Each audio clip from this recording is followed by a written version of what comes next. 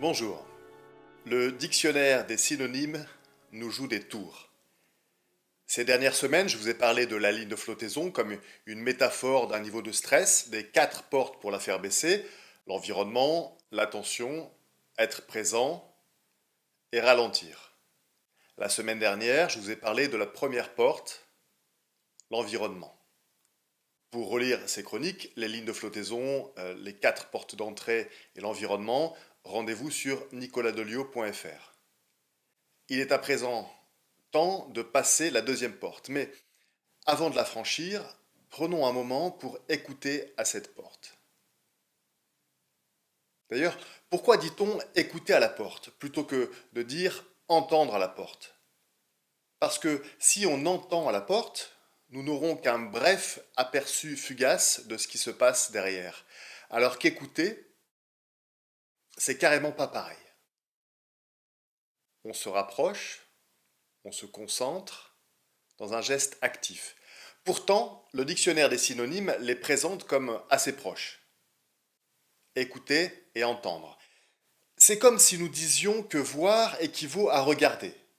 Et d'ailleurs, il n'est pas dit que je ne vous en parle pas dans 2 semaines pour faire à la fois une double négation et une prédiction.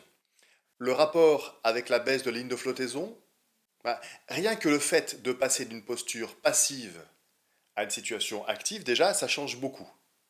Comme la différence entre laisser défiler un fil d'actualité ou aller chercher une info précise. C'est carrément pas pareil.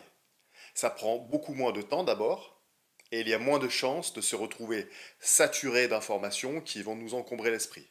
Et moins de saturation contribue à baisser la ligne de flottaison. Et bien, pour les sons, c'est pareil.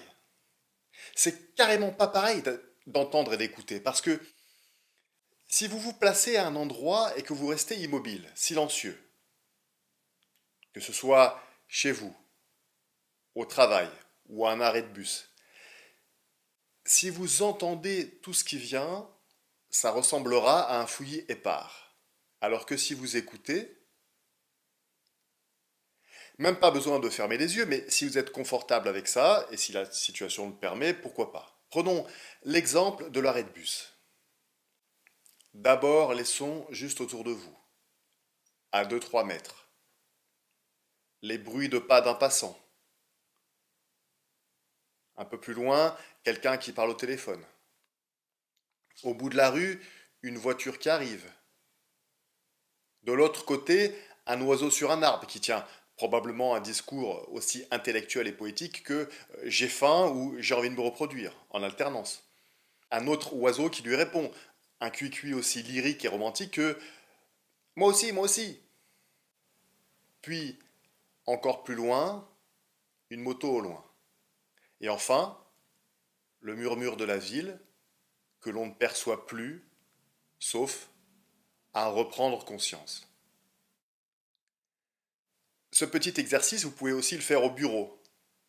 Le ronronnement de la clim dans la pièce, les gens qui marchent dans le couloir, 2 collègues qui passent en discutant, le vrombissement de toutes les vibrations du bâtiment, puis enfin le bourdonnement de la ville derrière les vitres. Pourquoi faire appel à nos sens pour regagner de l'attention? Tout ça pour enfin franchir la deuxième porte? Parce que, comme l'attention est l'interface entre nous et le monde, et que nos sens sont grandement partie prenante dans cet échange, alors autant s'entraîner de temps en temps à écouter.